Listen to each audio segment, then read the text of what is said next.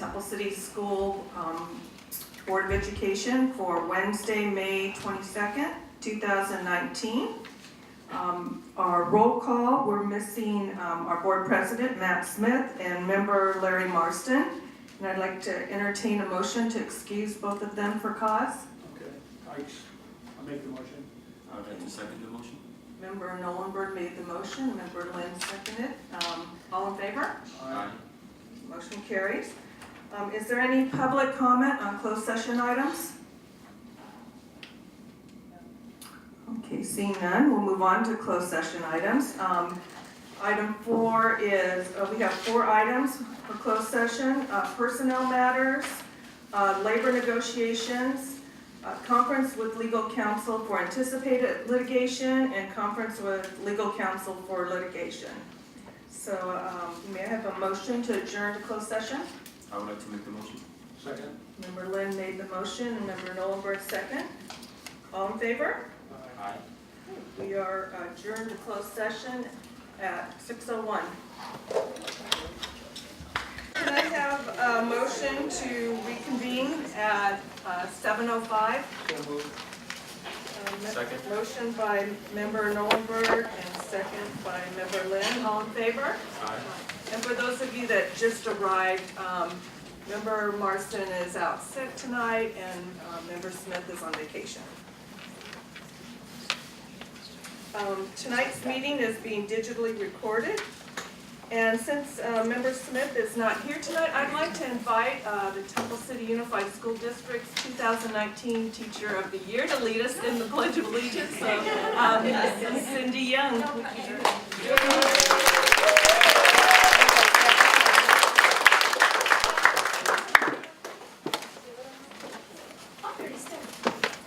Put your right hand over your heart.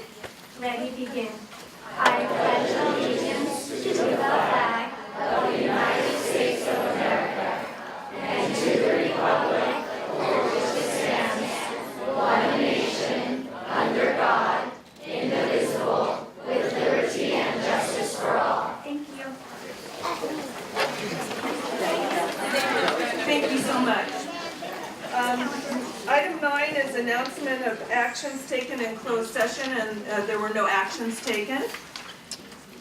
On to item 10, which is special recognition. Our first special recognition is for our student board member. We have, this is Eileen's last meeting and Sarah's first meeting. So I'll have our superintendent, Dr. Fricker, take over.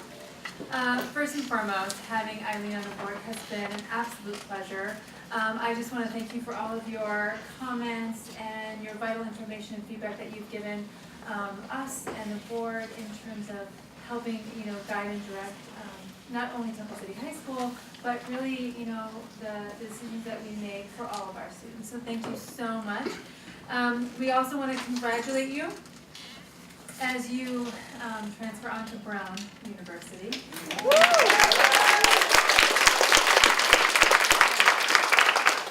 And on behalf of the Board of Education and Temple City Unified School District, we could not be more proud. We hope that you stay in touch and come back and visit us often. And we want to give you just a couple things as mementos as you depart from us. One is just signifying this plaque that you are our student board member for the past year. And The more fun one. the more fun one. You want to come around? So this might get you through the first month of college. We try to be selective with Yes. everything that you will need to go far, far away, but still remember your roots back home. And all of these, from what I'm told, are in walking distance of your Of school. your school.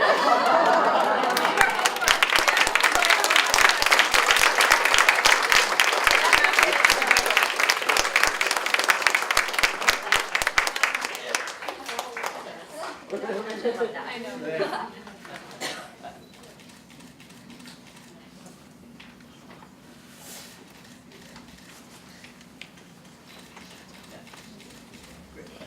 Yeah, when Jared gives you the thumbs up.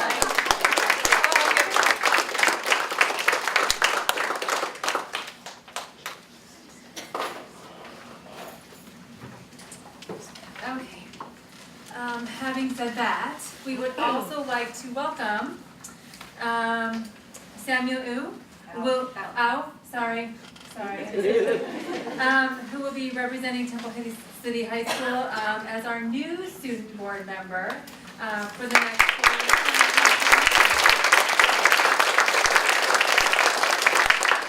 And so we welcome you, and I'm sure that Eileen will give you a bunch of tips and pointers as you assume the role. So Thank you. welcome. Nice to have you. Okay, we'll give, Eileen will have a chance to make some comments in a few minutes. We'll move on to our next presentation, which is the Emperor Dance presentation. And I would like to present Lacey to come on up to the podium and introduce the Emperor Tap Club, and they're going to give us a little rendition. So welcome. Thank you, Dr. Parker. We're so happy to be here. This is my 3rd year teaching tap at Emperor, and we are just such a joyous group. We rehearse every week on Thursdays after school, and it went from 10 students my first year to now almost 30. So we have 28 students in the group. And some of them, we started off not knowing what a tap shoe was, explaining, how it works on your foot, and now we have a full choreographed dance. So we're performing at the talent show at Emperor next week, and we got a floor, and so today, unfortunately, you won't be able to hear the tap shoes, but they are wearing their tap shoes, and they're just so happy to be here today. So I'd just like to welcome my lovely tappers. Come on in, and we have a fun little presentation.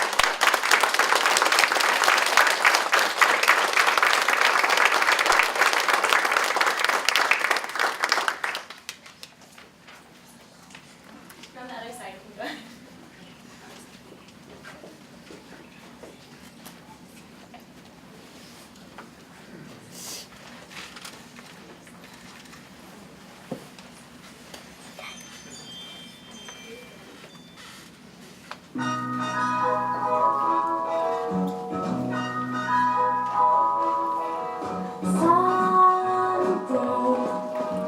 When I'm awfully low, when the world is cold, I will feel a glow just thinking of you.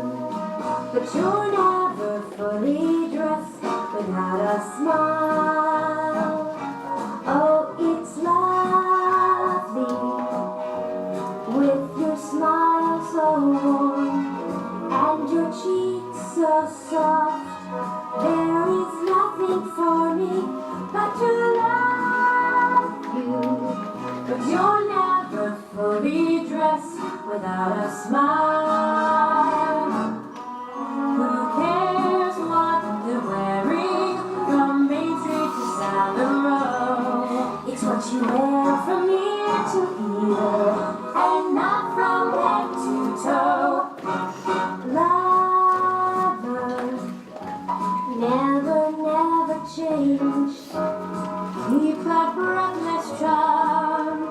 Won't you please arrange it? 'Cause I love you. Remember, you're never fully dressed without a smile. You're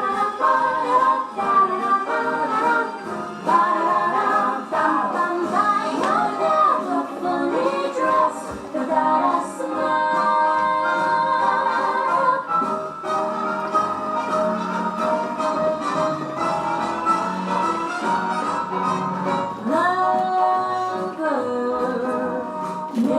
Never change. Keep that breathless charm. Won't you please arrange it? 'Cause I love you. But you're never fully dressed without a smile.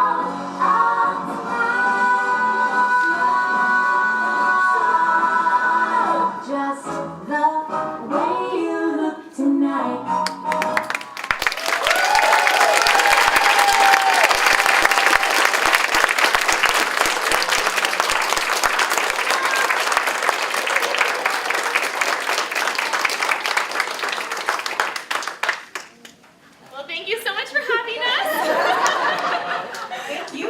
That was awesome.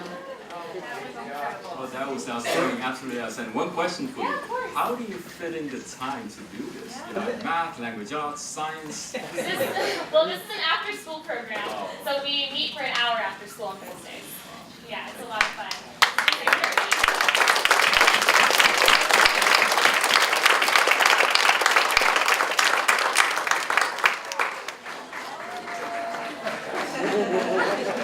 I see Mr. Byers was really excited to watch that.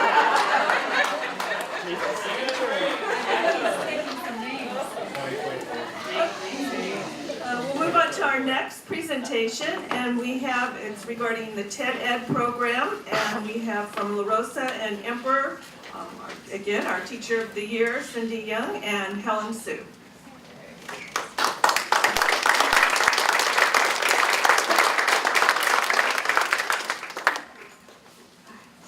Good evening. My name is Cindy Young. I am a second grade teacher at La Rosa Elementary School. I would like to thank the board for inviting us this evening to share a little bit about TED, the TED clubs here in Temple City Unified School District. TED is TED's youth and education initiative that aims to spark and celebrate the ideas of students and is designed to create a generation of problem solvers around the world. In TED clubs, students work together to discuss and celebrate creative ideas. Students are supported in discovering, exploring, and presenting their big idea in the form of a TED-style talk. Students identify and research the ideas that matter most to them. TED Club offers students a hands-on opportunity to work on storytelling, writing, researching, and communication skills that will be vital to any path they take in life. At the end of the 10-week club cycle, students will have created their very own TED-style talk that is uploaded to TED YouTube channel that will reach millions. Helen and I actually came up with a mission statement that really captures what TED is in Temple City. And so our mission statement is, TED clubs in Temple City aim to spark and celebrate the passions and ideas of our youth. We strive to nurture a generation of creative problem solvers who work together to express their ideas worth spreading. We believe these problem solvers, critical thinkers, explorers, and innovators have voices that have the power to change the world.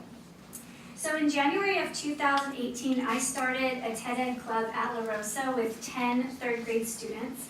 And though at the time it was uncharted territory in Temple City, I felt confident I could present the curriculum in a dynamic way and guide our students to greatness. I was excited to see them develop their presentation literacy skills, which, as we know, is vital in life. It's something you need to have. And the passion and excitement of these 8 and 9-year-olds was impressive. And I wanted to continue teaching TED, so I taught with Temple City Schools Foundation. I taught a class with them, and it was a huge success. We celebrated our 4th through 6th grade students' ideas were spreading with a phenomenal showcase for parents, families, educators, board members, and administrators.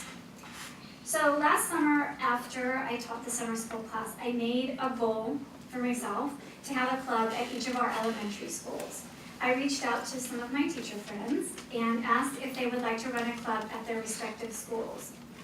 We now have 13 advisors running after-school clubs on their own time at each of their elementary schools, with over 80 kids participating in the program this year alone. We have had over 100 students participate since January of 2018. So we went from 10 a little over a year ago to over 100 at this point. So we just hosted our first annual district-wide TED Club Showcase. We had 19 student speakers, grades 3 through 6, share their talks with almost 200 audience members. It was incredibly impressive to see their bravery, their perseverance, their poise. And I'm very proud of what TED has become in our district. It truly has taken a village to make it happen, and I am incredibly grateful to everyone who has made it possible. And I'm excited to share that next year we will have a club at Oak Avenue. And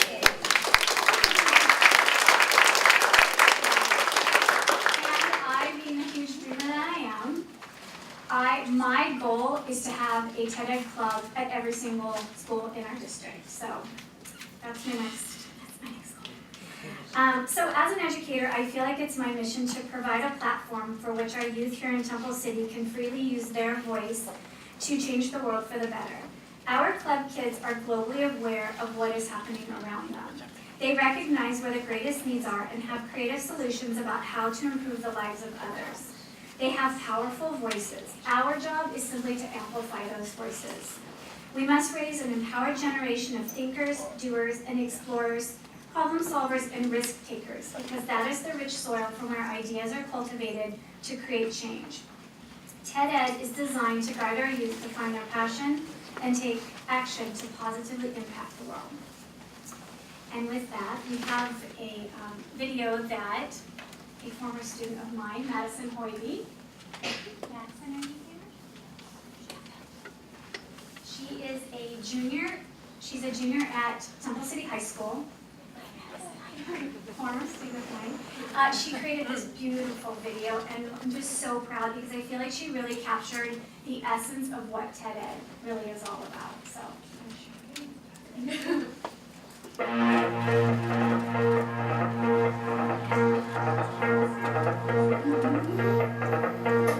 I started TED-Ed in January of 2018 with 10 students. I wasn't really sure where we were going to go with it.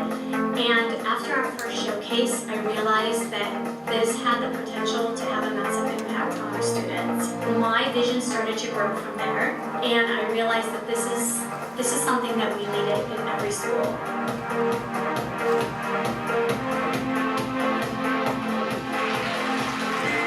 I'm very satisfied that I joined TED because it was a great opportunity and I got to know what other people were passionate about.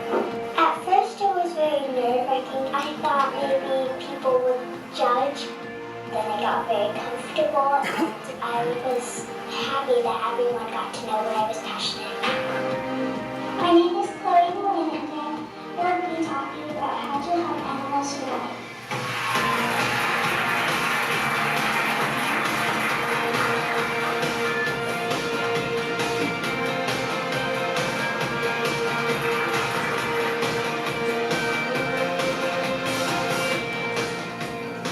TED is fun.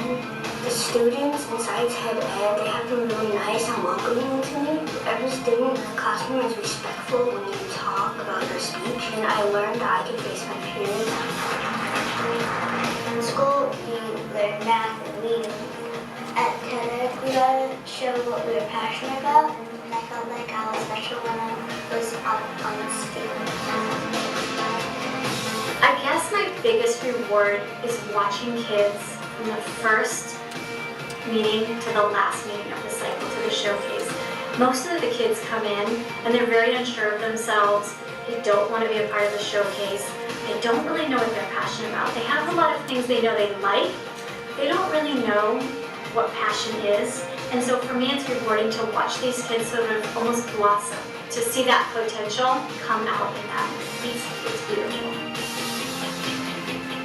I've gained a lot of confidence now. I know that I can speak in front of other people and express my feelings. People are going to go home and say, wow.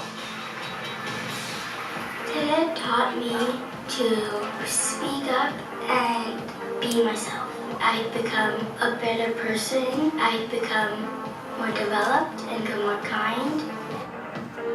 I hope that students walk away knowing that they have a voice and that that voice has a lot of power. And so they need to really share that with the world.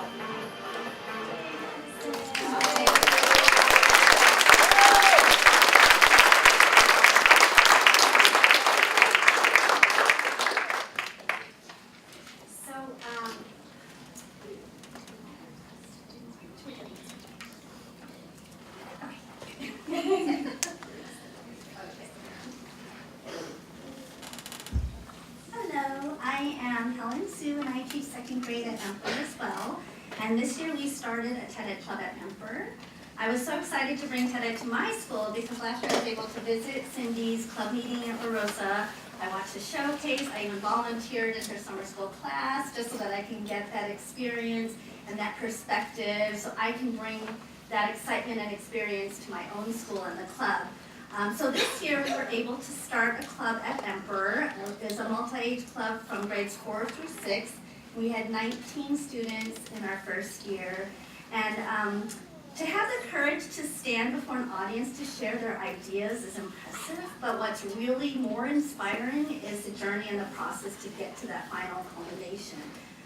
So as Cindy said, TED-Ed is a student-led initiative, and the advisors are merely facilitators to help students formulate their ideas. But the amazing thing is that students stepped out of their comfort zones. They collaborated with one another, gave insightful feedback, and encouraged one another. And I knew many of the students from when they were second graders, and so to see them grow and stretch their thinking was just awesome and inspiring. They came up with their own big ideas, they created their own talks and practiced speaking, all while growing self-confidence and developing presentation literacy skills. Students don't often get a chance to voice their ideas in an authentic, meaningful manner, and TED-Ed Clubs provides that forum to do so. Personally, I find this to be the most powerful part of TED-Ed because I grew up as an extremely shy girl, and I didn't think any of my ideas ever mattered. And it's something that I still struggle with today as an adult, and it's a struggle that many people still have. So for the students, no matter what they do after graduation, what profession or career they pursue, they have learned how to craft their ideas, they have learned their opinions and thoughts, and how to express them in a respectful and authentic way, and they can convey that in a manner that can impact others. So honestly, wherever they go on their path after graduation, they're kind of set up to have this bigger global impact. And honestly, most of the students in the clubs started off thinking that they didn't want to do the presentation and talk in the showcase. They don't really think they have anything of value to really say. Some are scared and nervous the entire time. But when you see them stand before the audience with such poise and courage, deliver their talk, and then beam with pride after it's over, you can't help but think it's so worth it. And how empowering is that opportunity to give students a venue to realize that their ideas do matter, and their voices are heard, and their impact can be real and powerful. So thank you so much for believing in the students and supporting TED-Ed Clubs. We really appreciate it.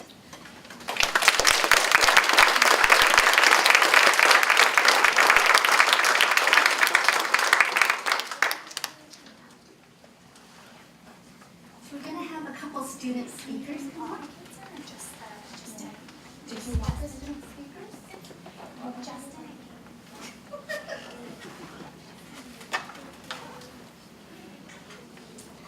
Yes.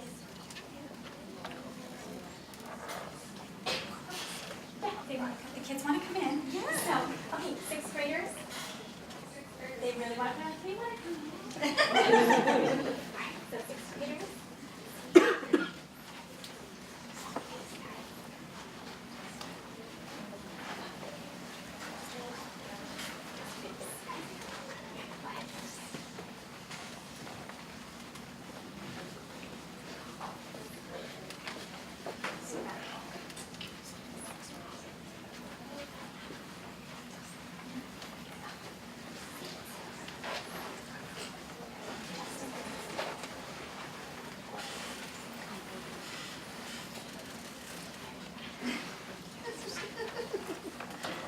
They just keep coming and coming. There we go. So,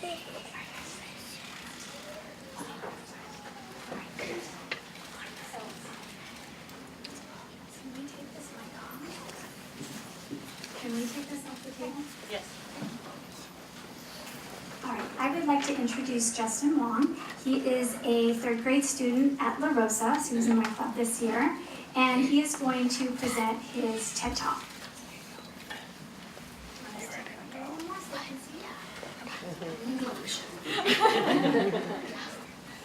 Hi, my name is Justin, and today I am going to share some information with you about why we should not be afraid of our fears.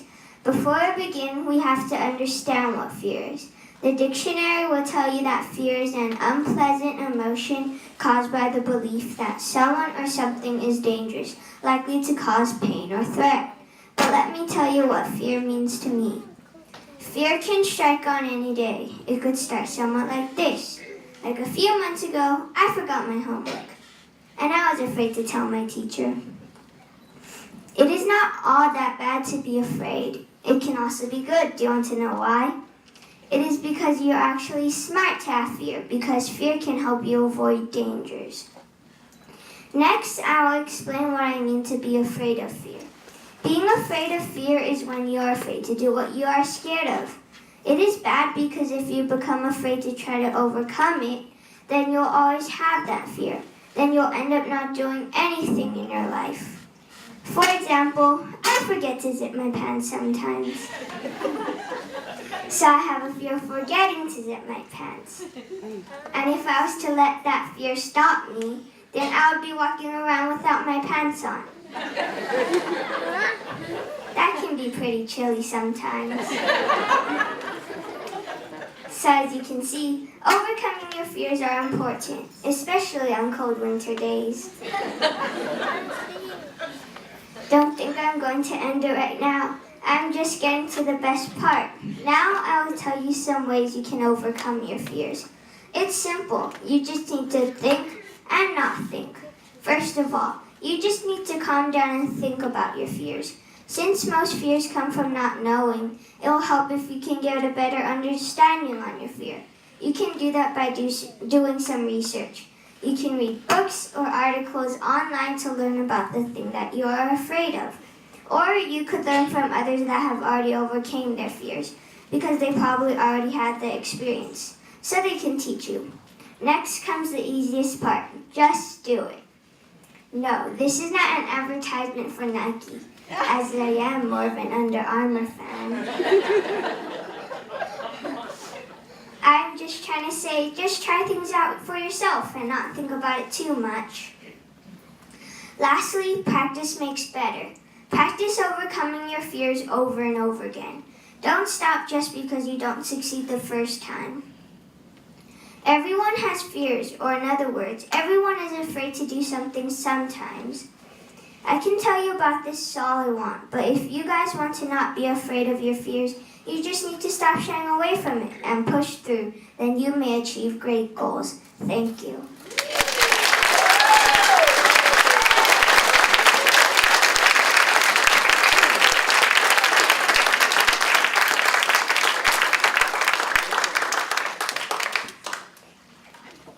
Next we have Cayman Tran, sixth grade at Emperor, talking about misleading chicken labels.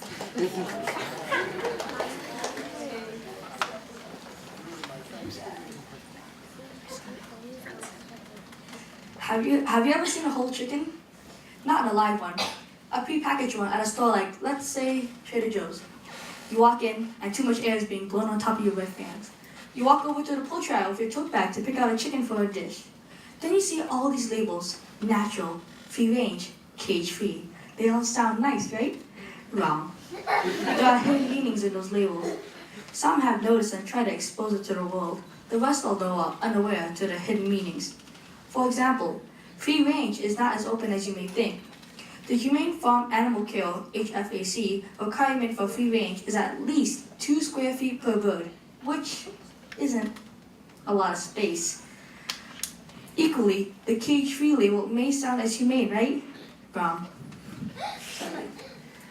The cage-free label is only relevant for egg-laying hens, which are caged to make egg collection more efficient. Also, the Agricultural Marketing Service, or AMS, requirement for cage-free is for the animals to freely roam an enclosed area or building, but doesn't specifically say how much room it gets to roam. Natural chickens are also deceptive because the word natural doesn't really mean much.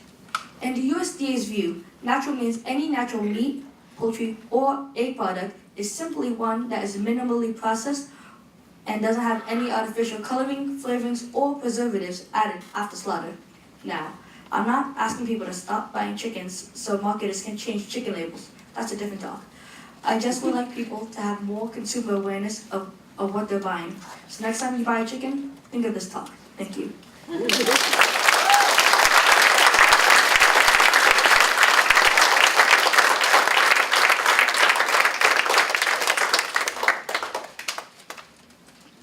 So this program would not be possible without our advisors. This is not, I could not do this by myself. And so I want to take a moment to acknowledge and thank our advisors for all of the time that you've put in. You don't get paid. This is something you're doing after school, and I'm grateful, and I hope that you have gotten so much out of this that you feel that reward. So, would you like to introduce? Would you like to?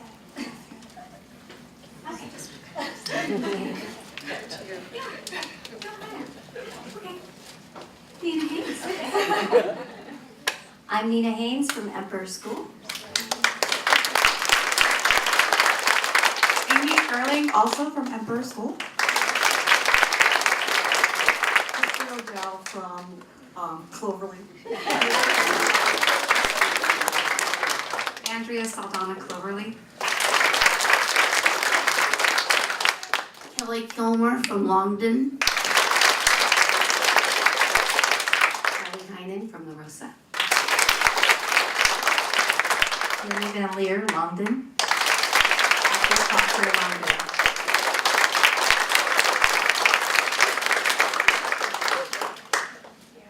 I'd also like to thank the parents tonight for bringing your kiddos. I know it's the end of the year. For us, it's the day before open house. So thank you so much, parents. We really appreciate that. We were thinking we would have the kids each introduce themselves. Would that be a lot? Or would you like us just to say sixth graders stand up? Go ahead and let them introduce themselves. Okay, okay, good. And before they move though, Jerry wants to take a picture, so. So why don't we just hand the microphone? You can say your name. Stand up while you play. Yeah, stand up. Name, school, and talk. Name, school, talk. There you go. I'm Kylie Waterhouse. I'm in 6th grade. I go to Longden, and my talk is how to build confidence.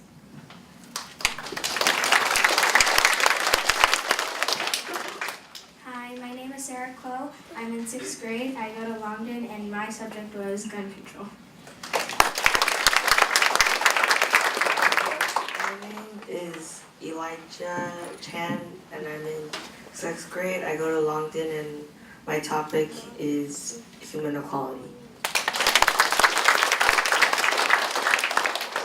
My name is Samuel. I'm in 6th grade. I go to Longden, and my talk is about fear.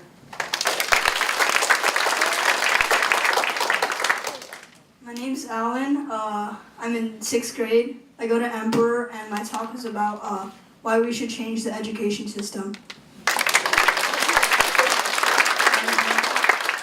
I'm Kyle Fong. I'm from Emperor, and my topic is school shootings. Hello, my name is Thea Liu. I'm in 6th grade. I go to Emperor, and my topic is about no homework. Hi, my name is Cayman Tran. I go to Emperor Elementary, and my topic is about misleading chicken labels. Hello, my name is Yital. I'm in 6th grade and I go to Longden. My topic is about pollution. My name is Ethan Lam. I go to Emperor 5th grade and my topic is about homelessness. My name is Reagan Chung.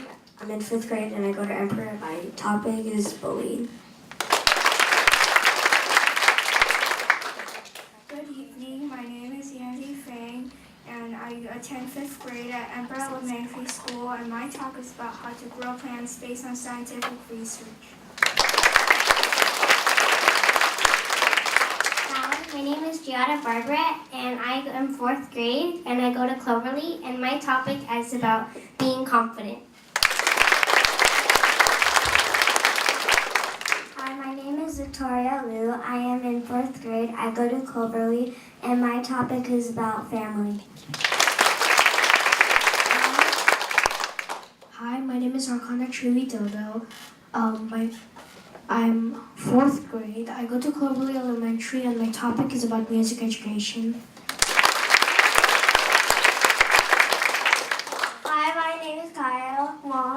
I'm in 4th grade and I go to the Emperor Elementary School, and my topic is how to save animals and why.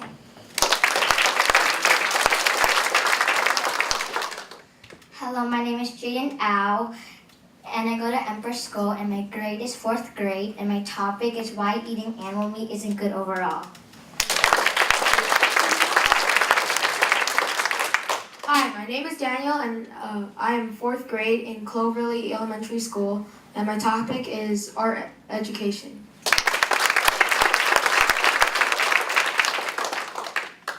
Hello, my name is Haley Hahn, and I'm in 4th grade. My school is Cloverly Elementary, and I'm going to encourage you to read.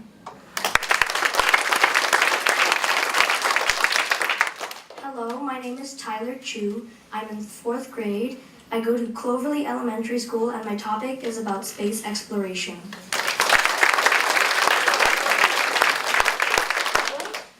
Hello, my name is Gracie. I'm in 4th grade, and I go to Cloverly Elementary School, and my topic is teamwork.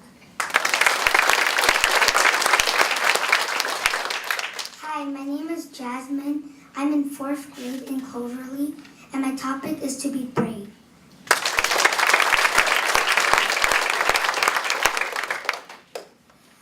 My name is Damian Capper. I'm in 4th grade at Cloverly Elementary School, and my topic is saving the coral reefs. Hi, my name is Chloe Nguyen. I am in 3rd grade at Larissa School, and my topic is about how to help endangered animals. Hi, my name is Olivia Martinez, and I'm in 3rd grade at Larissa School, and my topic is on the importance of telling the truth.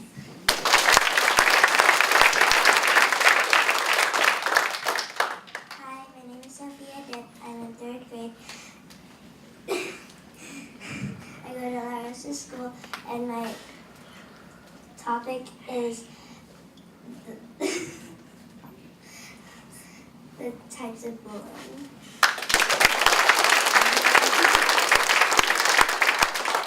Hi, my name is Vanessa Velasquez. I am a 3rd grader in La Rosa School, and my topic is about stop littering.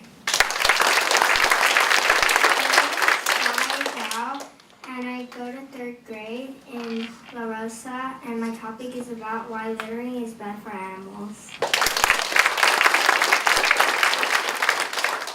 Hi, my name is Valentina Consolita. I am 9 and I go to La Rosa Elementary, and my topic is about animal ingredients in our daily body products.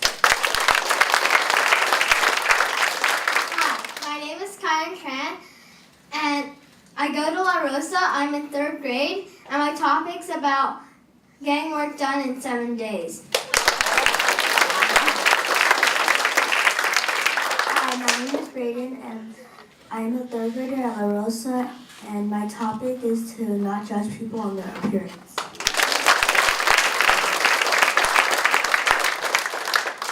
My name is Justin. I go to La Rosa Elementary School.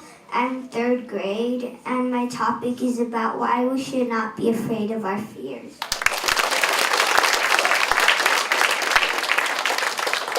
My name is Russell, and I'm a 3rd grader at La Rosa, and my topic is about deforestation. My name is Alexander Tran, and I am in 3rd grade and in La Rosa, and my topic is about why bullying is bad.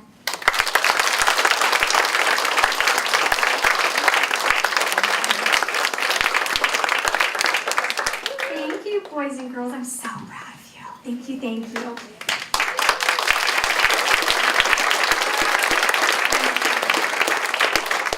I would like to say one more thing.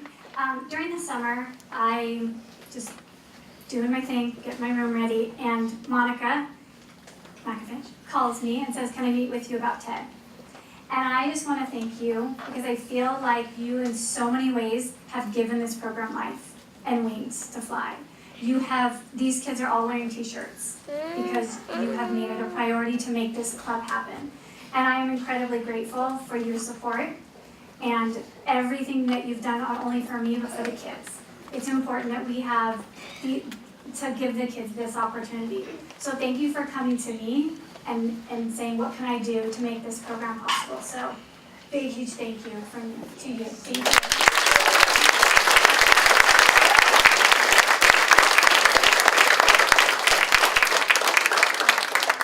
you. Parents, I really, really appreciate your time. I very much do. So would you like to get a picture? Yes. Okay. If we can get the kids to sit back down like they were, and get the advisors and back of the board members, and just let the board members sit down.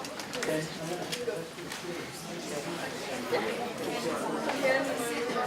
You guys, come up here. Shut up. Sit right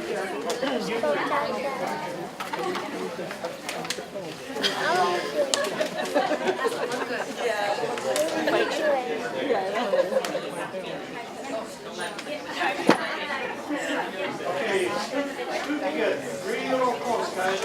No, you're fine back there.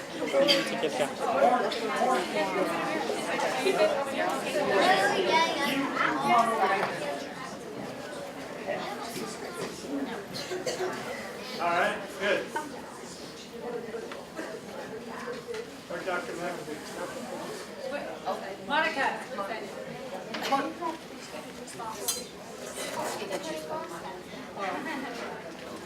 Oh, this is good. You guys look good. All right, here we go. Okay. All right, everybody smiling, looking good. All right.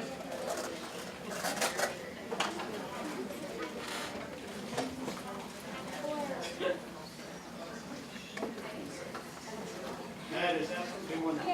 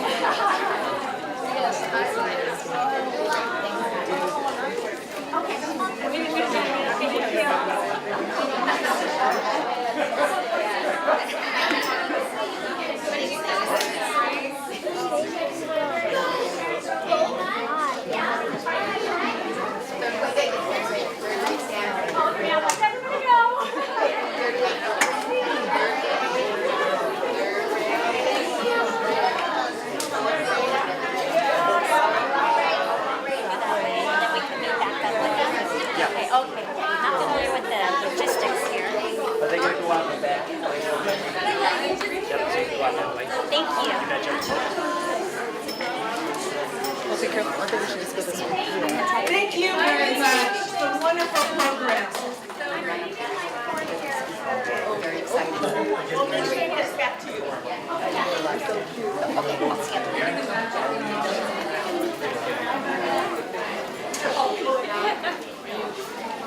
The next item on the agenda is public comments on agendized and non-agendized items.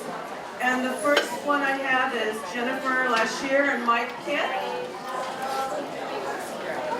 Okay.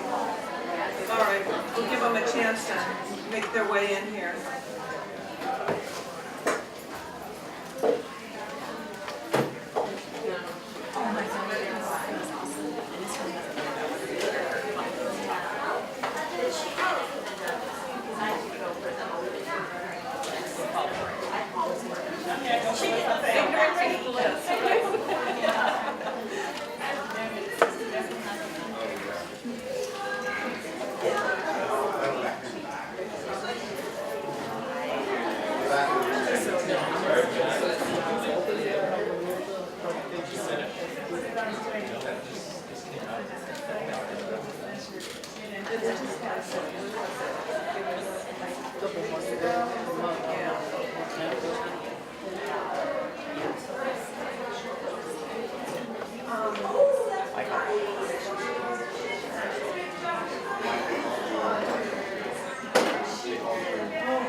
Okay, we're on public comments. I'm sorry, Jennifer, you were out in the hallway. You couldn't hear we called you. And Mike Kidd, thank you. You're up.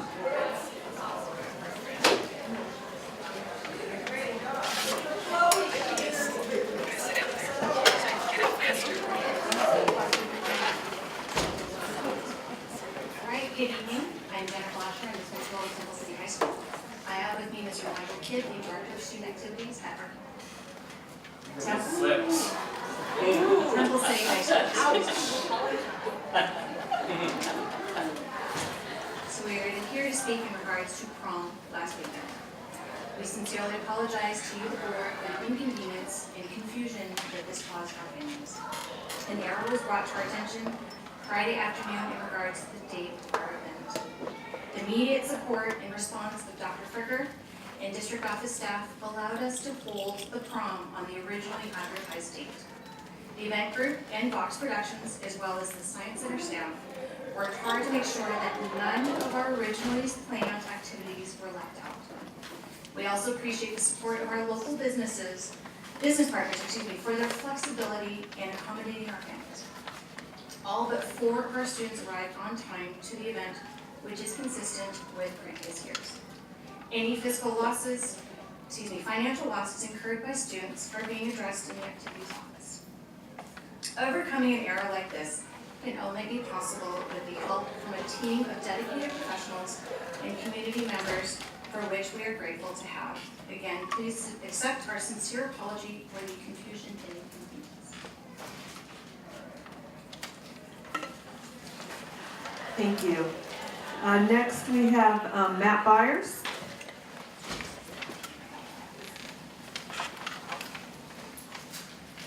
I was initially coming here to see the Emperor Dancers, Future Brighter Side Singers, and heard that Mike and Jen were going to be speaking and apologizing, and I wanted to just get up and on behalf of a very grateful staff and a lot of parents who, obviously the challenges with putting on a prom in general are very big, and with the challenges that happened on Friday, I couldn't be more proud as a staff member to just hear about the many, many ways the district office, the high school staff, the activities office, Mike and his staff, and other teachers just stepped in to make sure that the kids got just a great experience, which could have been just a horrible, we see on the nightly news, situations that go out of control.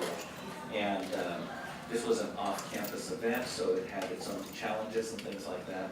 And I'm just very, very proud of my colleagues, especially for their way they stepped into it, and within a few hours ensured that the kids had a great time. I was getting, what do you call those?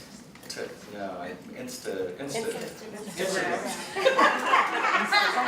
My students, yeah, I'm not going to be your technology director. Singing and dancing, that's okay.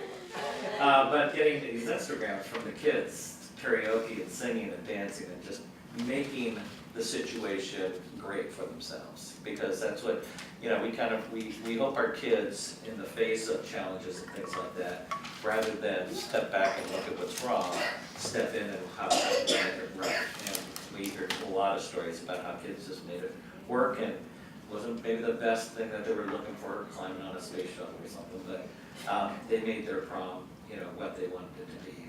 A lot of great stuff. So congratulations to Mike and his staff and to our district staff and for making sure that a wonderful event did take place. So thank you.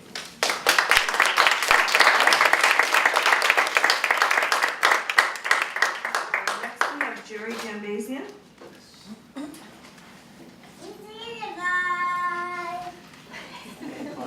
Yes. Good evening, board members. My name is Jerry Jambazian. After being at the high school watching choreo rehearse tonight, this was good. So I appreciate that. I would like to respectfully ask that the school board, governing board, consider having a second public comments. 2 weeks ago when I was here, I wanted to give a big shout out to Tony Alfaro for the work especially that he's done throughout all the school sites, and especially at the high school in the football field, and don't have that opportunity. And forgive me for saying this, you folks are not as friendly as the city council. You don't encourage public comments as much as they do.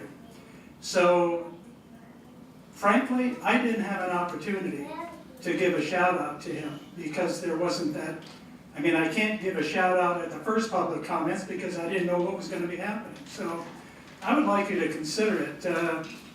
I kind of introduced it to the council maybe 20 years ago for the second public comments, and they adopted it, and it was successful. I mean, if somebody's going to stay here long enough to make a second comment, they're committed and they're passionate about what they want to say. So I would encourage you to possibly look at it and maybe approve it and have it as a regular item. I don't think you'll be unhappy with the results. So if you want to encourage more public participation, that's one way to do it. So thank you very much for giving it your consideration.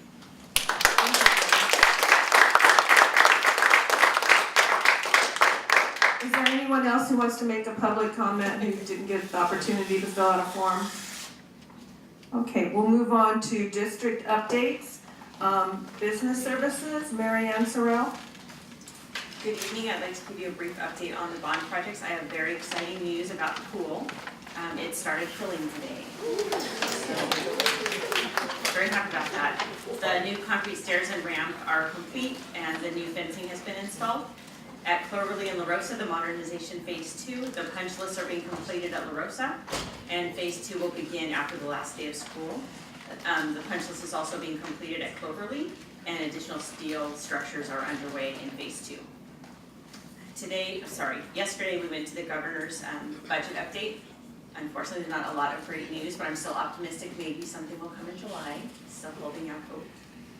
Thank you very much. Okay, next, educational services, Dr. Makovitz.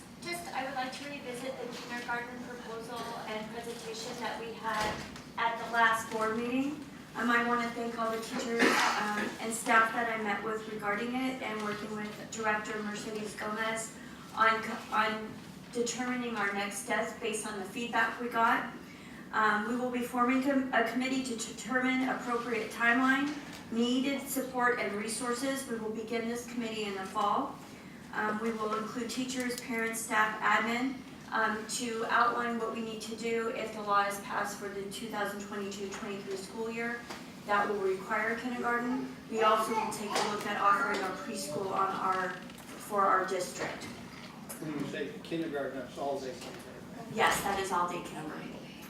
The other thing that I want to stress to families, parents, and staff, there was a California Health Education Framework adopted about a week ago that outlines our sexual health, injury prevention, nutrition and physical activity, interpersonal communications, just to name a few. It is a guideline that was given by the state that is not mandatory. It is to serve as a guideline for education, health education for K-12. We will also form a committee to take a look at that document to see how we apply it to our district and our children. Right now, our sexual education program will not change. It will maintain as we are right now. All parents will receive, before your child receives that education, you will receive notice of what it entails, and you have an opportunity to weigh in or to have your child go through, or opt out or participate in the program. But if you have any questions, please contact your site, or you can contact me at the district office. But no, our sexual education program has not changed to reflect any of the new changes that just came down. Thank you. And also personnel services. I would like to congratulate Gail Schaefer at the high school for being our classified member of the year, so please give her a round of applause.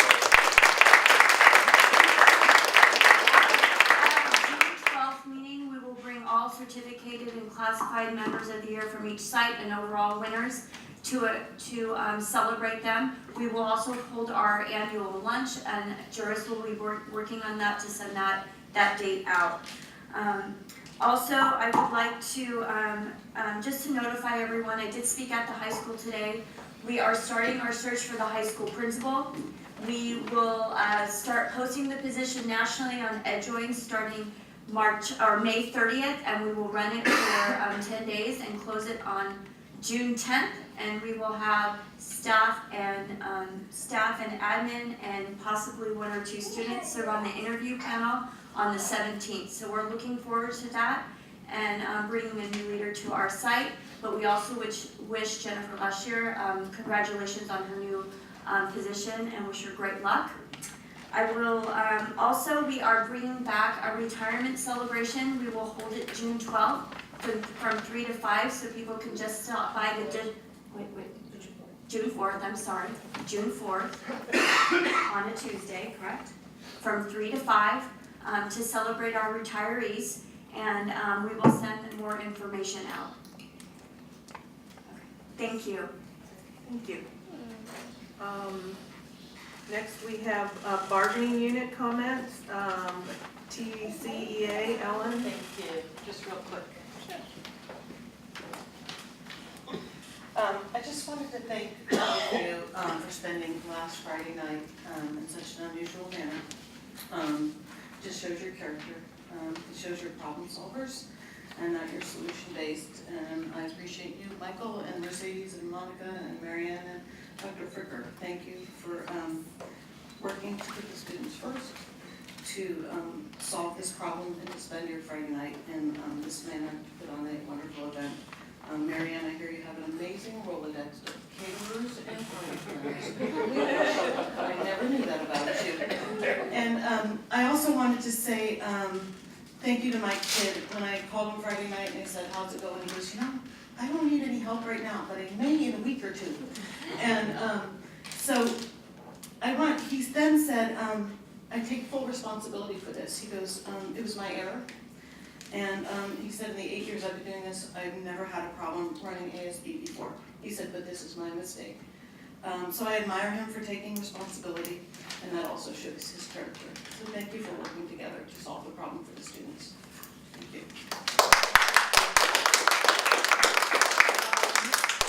CSEA 105, Robin, not here. 823, Jesse, he's not here either. Okay, then we'll move on to our student board member, Eileen, our last comments. So I'm just gonna go over updates really fast, and I do have some closing words, and then I'm gonna open it up for Samuel to comment a little bit. But for the last time, here we go. So APs are finally over, and CAS testing is ongoing right now in high school. And today was ASB transition day, so the current ASB members met with the members of next year's ASB to ease the transition into the position. As you can see, my transition day is going a couple hours longer than it should have been. Prom was this past weekend, and like Dr. Lasher and Mr. Kidd said, there was a mix-up, but we were able to still host a prom for the students, so thank you to the district for their part in contributing. And there are mixed feelings about it from the student body, and ASB is currently taking reports, but once again, thank you for your support in helping us through that. And then our Renaissance Assembly and our Spirit Week are coming up to recognize the class of 2019's achievements. So it's themed around Finding Nemo, it's Just Keep Swimming. And we are hosting a dodgeball tournament for a fundraiser that's sponsored by El Risenor Grill, which is like a local business, so yay to that. And then senior sunset, senior awards, graduation, grad night, they're all coming ahead. So in lieu of that, I do have some closing statements before I pass it on to Samuel. So it truly has been an honor to have had the opportunity to serve my fellow students alongside the distinguished board. A year ago, I was sitting in Samuel's seat, anxious of what was to come, but in a blink of an eye, I'm sitting here ready to pass on the position to the next student board member. This experience has been life-changing to me, and to have been able to serve the district that has served me for the past 12 years is so incredibly humbling. I look around me, I see the board members, I see the staff, I see the people in the audience, and I see my successor, and I'm confident that this district is in good hands. To my parents for driving me here every other Wednesday and waking me up before I nap, when I nap and almost oversleep, thank you.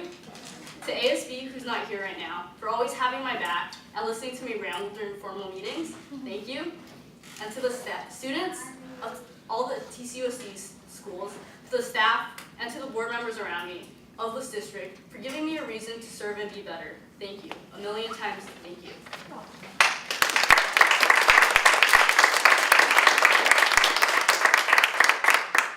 So hi everyone, my name is Samuel Al, and I will be your student board member for the upcoming year. I'm currently a junior at the high school, and one of the ways I'm involved in the high school is by being on the cross country and track team.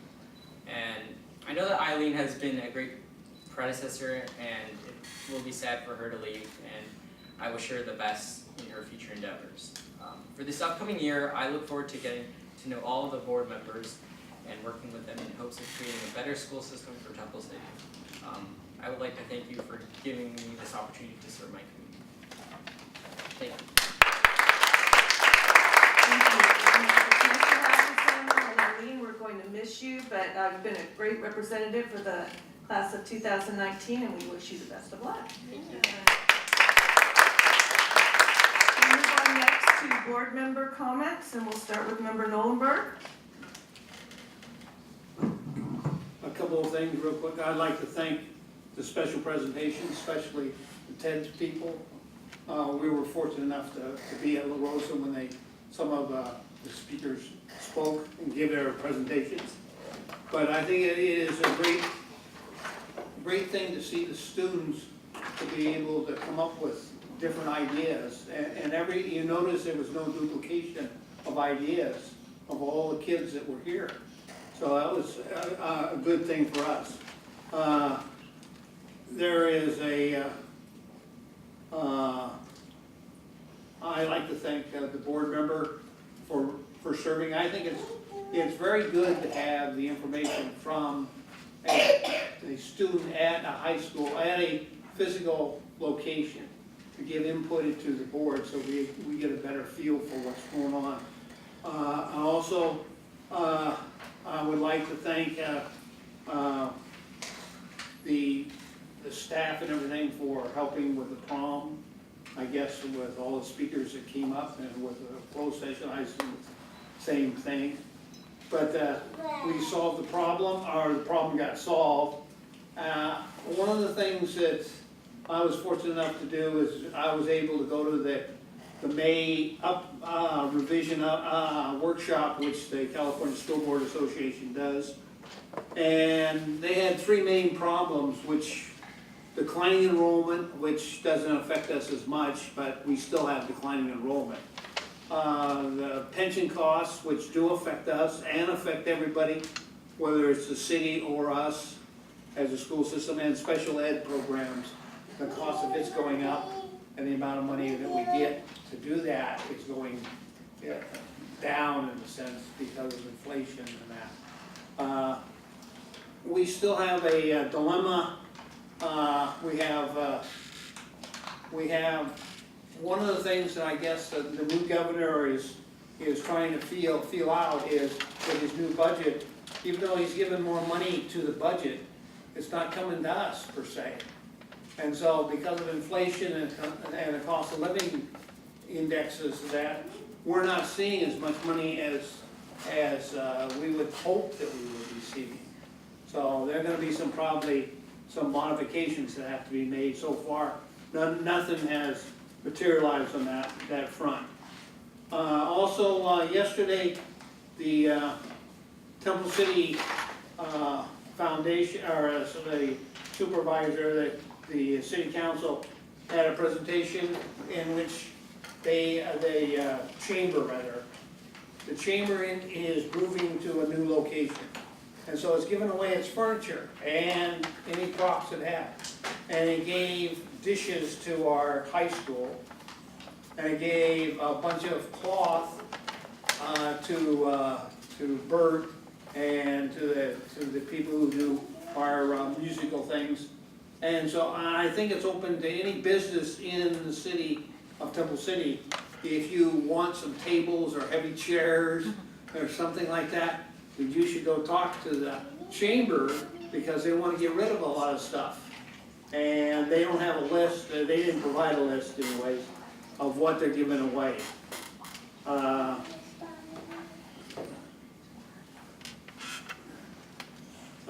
Also, I'd like to bring to everybody's attention on the 27th, there's a holiday and it's Memorial Day.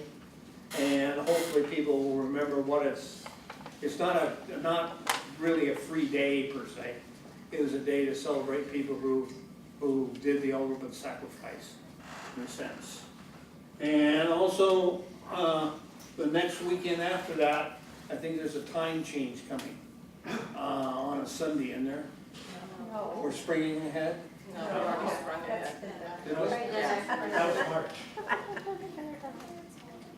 Okay. You say so. Change your clocks, Ken. I got here on time. And then also we were invited, all the board has been invited to the last meeting of the Temple City school group that does a lot of, the last project they did was at the high school where they moved the little zone to walk across. Youth committee, yeah. That they moved the crosswalk and the city managed to pay for it, which is good. And also there was a presentation by a state senator and representative who is from Rosebean, who, for seniors who want to learn something about fraud and that. This June 7th from 12:30 to 2:30 at the Garvey Community Center, which is just, you go down Rosebean to Garvey and you turn and there it is. And it's free for anybody that wants to go, for any family or caregiver or anybody that is over 50, I think, for senior payment. And it's one of the things they was talk about different frauds that could be perpetrated on more senior residents of the city. That's it. Okay, thank you. Member Lynn? Thank you, Board Vice President Georgino. I would like to also echo comments made by Mr. Nolenberg and congratulate today's presenters from our school sites. It is a great joy to see our outstanding programs that our students enjoy. I'm very proud of our students and extremely appreciative of the volunteer work that our teachers and staff are doing above and beyond after school, running those clubs. Their time dedication is just amazing. And this is what distinguishes a high-performing school district from a school district that's not high-performing, in such that at the CSBA trainings, Masters in Governance training, one of the takeaway that I was able to gain from that training was school districts that spend proportionally more time on student achievement and student learning, those school districts do better. And this is today's example and the examples that we've seen in past board meetings. We showcase and highlight student work and the programs that students enjoy. That is just indicative of the success that our students enjoy. With that said, talking about students, I want to congratulate and thank Eileen for your year of service and welcome Samuel on board to the school board. Congratulations. Finally, I was able to attend yesterday the Governor's May revised meeting as well. And we do have some additional funds, and it wasn't too big of a change, but I'm going to leave those finance questions and comments to our CBO, and that concludes my remarks. Thank you. Thank you. This is Classified Employee Recognition Week, and so I wanted to thank all of our classified employees for everything they do to make this well-oiled machine work so well. And special thanks to Gail Schaefer, who is our Classified Employee of the Year, and she's at Temple City High School and has been there for many, many years. I wanted to congratulate several people. First of all, the Temple City High School Templar staff. They were one of 43 finalists chosen for the Yearbook Pacemaker Award. Also, Temple City High School Future Business Leaders Association, they participated in the state conference and 7 of our students received awards. Temple City High School Choreo participated in the NRG, which I looked that up and I couldn't find what it means, but anyways, NRG Nationals, and they got 4 firsts, 1 4th place, overall showmanship award, and they were 2nd runner-up for national champs. And here's an even better one. Congratulations to Kevin Kai, I believe that's how it's pronounced, who's a junior at Temple City High School. He participated in the U.S. Physics Olympiad and received a bronze award, which which means that he is somewhere between the 92nd and 158th best physics student in the country, which is pretty amazing. There was only one other student from this area that even got an award. It was another bronze from Arcadia High School, but that is really an accomplishment, so congratulations to him. I attended the Jazz in the Round, also the District Choral Festival, the Auxiliaries performance, and the Symphony Pops concert, which was last night. And it's amazing the great entertainment that our students offer. People say, oh, aren't you tired going to all those things? It's like, no, I enjoy it. It's a lot of fun to watch the talent of our students and then to see how our staff can make our students shine. It's really a lot of fun. And one of the thoughts I had, having served on the city's Senior Master Plan Advisory Committee, is that seniors always need opportunities for social activities. And wouldn't it be great if we could connect some of the seniors with these activities that we have going on at our schools and give them an opportunity to experience this great entertainment and also to build that connection with our schools. So we're going to be appointing someone to the city's Committee on Aging, and hopefully that's a connection we can make. I know I used to work in Duarte, and the Brighter Sides for years have been coming to the Duarte Senior Center and performing, and then the Duarte Senior Center plans an excursion and comes to the musical each year. So I think those kinds of connections, everyone wins, and so hopefully that's something we can do when we appoint someone to that committee. And I also, last thing is I did attend the governor's budget workshop, and it wasn't depressing, but it wasn't great. So anyways, I'll look forward to seeing what comes out of that later on next month. So thank you. Next, we'll move on to our superintendent's comments. Thank you very much. First of all, I want to highlight and thank all of our classified staff as it is Classified Appreciation Week, and we do appreciate all of the work that they do. Our schools and locations are park-like and pristine, and our offices run smoothly, and they really make everything possible all the way around. So we just want to give a big shout out to all of our classified staff. I also want to mention that I went to the dedication of the Kindness Garden at Cloverly. It was in namesake of Judy Call, and anybody who has had the pleasure of going to Cloverly and being greeted by the office, I have to say, my first school site that I visited was Cloverly, and I didn't know Judy, but she's like, come on over here, I want to give you a great big hug. And she did exactly that, and I just knew that you were just in the presence of someone who truly cares about other human beings, and that really set the tone for me coming into the district. So she has a very special place in my heart, always will. And it was a very nice dedication of the Kindness Garden, because throughout our district, she really exudes kindness to everybody she meets. Student, staff member, community member, adult, parent, everyone gets the same recognition from Judy. So that was a very nice dedication. And it kind of, in light of the past couple weeks, I just remember that, growing up, I've always been an athlete, and one of my favorite coaches would always say, there's just no I in team, and it was never more true as of last Friday night. And I want to thank Jen and Mike for both being here tonight, and I think when you are a team, you get to celebrate all of the great accomplishments that go on around you that you're a part of, and the presentations tonight were a couple of those celebrations, but it also gives us a very unique opportunity to go through some challenge. And I think it's when we hit those challenging times that it really shows exactly who you are as people. And I could not imagine coming together with a greater group of people last Friday night and sitting in my small office till the late hours of the evening, but all centralized and committed on not letting one student miss their prom. And I think that was an outstanding effort. Accidents happen, they happen every single day.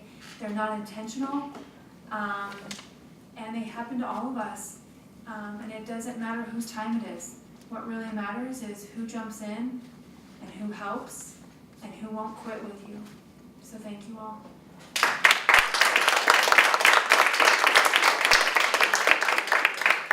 Okay, next we have written communications, and I have one letter. It's from Larry Marston, and it says, Dear Dr. Fricker, I hereby resign my position as a governing board member of the Temple City Unified School District effective July 1st, 2019.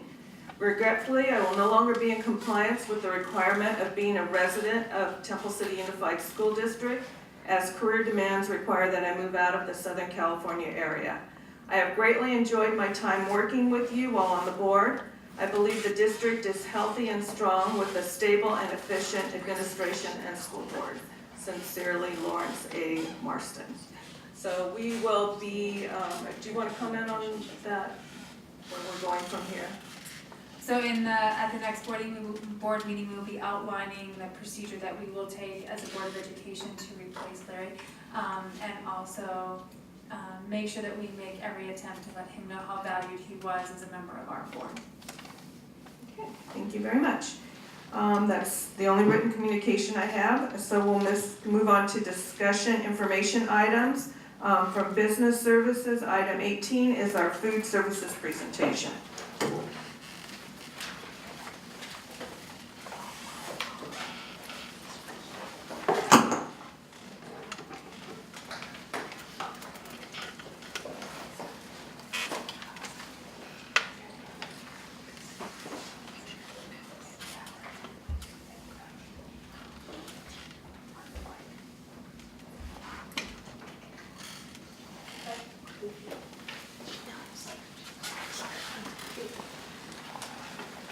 Good evening, everyone. My name is Marisol Cortez, and I'm the Food Services Director, and I'm here to present regarding the Food Services Department.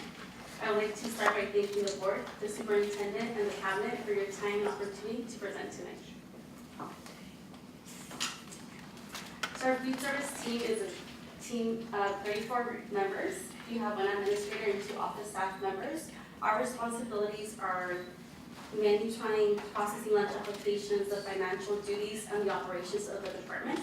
We have 1 delivery driver. His responsibilities are receiving and delivering all food and paper good items to all of our 6 sites and managing the warehouse inventory.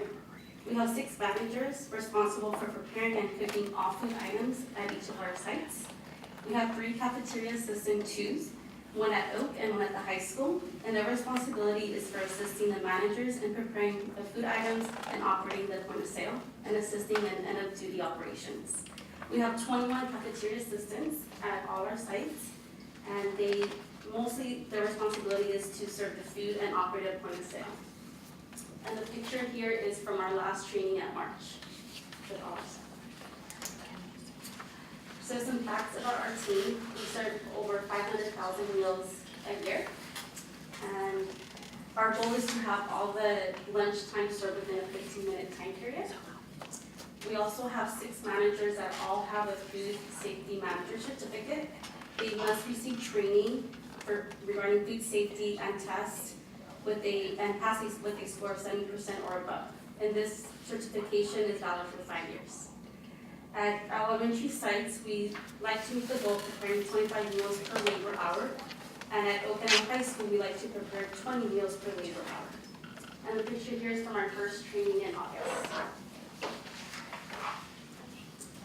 This is a slide with our team members. We have Cloverleaf at the left. The top middle, we have our Oak staff. The bottom middle, we have our high school staff and our La Rosa staff. Our food service goals are customer service, involving parents, staff, and students, and meet site budget goals. So we like to provide customer service to our students and ensure that they all have access to lunch daily. And we also provide customer service training to all our staff and present it every year in our staff development training days. We like to involve parents by attending each registration in the beginning of the school year to pass out information regarding the lunch program and lunch applications or collect prepayments. And we also provide samples at each of the open houses and provide information regarding our menu. We also have our wellness committee that meets quarterly, and we invite staff and parents to attend. And for our staff, we like to train them 3 times a year on required topics, such as civil rights, proper claiming and counting, and meal pattern information. And we work with our students at all sites to make menu changes based on requests. And lastly, our goal to meet site budgets is to compare monthly financial data by site, which includes the statement of activities and meals per labor hour. And that's a picture of our students at Larissa. So our program is a national school lunch program, and it began in 1946 and was signed into law. It is the largest of the federal child nutrition programs and provides low-cost or free lunch meals to students. 95% of the U.S. elementary and secondary school students are enrolled in schools that participate in the National School Lunch Program. Majority of support is from cash reimbursements from each meal served from the United States Department of Agriculture. And we are entitled to receive commodity foods that are available from surplus agriculture stocks, such as ground beef, chicken, cheese, and produce. Also, our program falls under the California Department of Education Child Nutrition Lunch Program and is based on the dietary guidelines from 2010. They also provide standards for competitive foods and the requirements that need to be met to make a food allowable for sale. Here we highlight our lunch meals served per day. At Cloverly, we serve 275, Emperor 330, La Rosa 385, Longden 525, Oak 460, Temple City High School 870, and the Dr. Douglas Sears Learning Center 15 students. Our total lunch meals served per day is 2,860. Meal eligibility is for free, reduced, or paid lunches, and it is determined by applications. Applications are based on income eligibility guidelines for a household or based on state assistance programs. Also, meal eligibility could be based on direct certification, which is a list that we receive monthly from the state. This information is from Social Services Department. Students can receive free or reduced eligibility.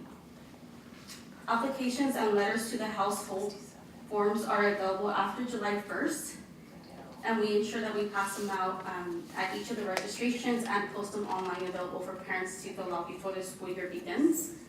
Currently for the school year until April 30th, we have processed 1,094 applications. Once completed, the students are eligible for the entire school year, and applications need to be submitted each school year. The process of application verification is a requirement that we must meet annually, and we are required to verify 3% of all applications by October 31st. And above I have a chart showing our current eligibility. So 31% of our students participate in free eligibility for lunch, 12% for reduced, and 57% for free. The administrative review is part of our program that is audited by the California Department of State every 3 years. We were audited last school year, and it is an intense process that begins with the preparation of submitting documentation before our on-site reviews. We were reviewed for 2 sites based on our enrollment. Cloverly and Dr. Douglas Sears Learning Center were selected for review last school year, and we are due for our review in 2 years. This review is comprehensive and it's a full review of our program. Listed, I have some topics that were part of the review: meal eligibility determination, verification, meal planning, meal counting and claiming, reimbursement, food safety, bonus policy, professional standards, and smart snacks. The picture shown is one of our bulletin boards at Emperor, which shows required information that auditors do check off when they come by. And these bulletin boards are updated annually. We ensure that all the required information is posted, and if there's any updates, we update it on a need-to basis. So the financial health of our program consists of these 4 areas: the Fund 13 cafeteria, which receives all the federal, state, and local revenues; our yearly budget, which is based on expected meals to be served and estimated cost; our statement of activities, shows the income and expenses for our department.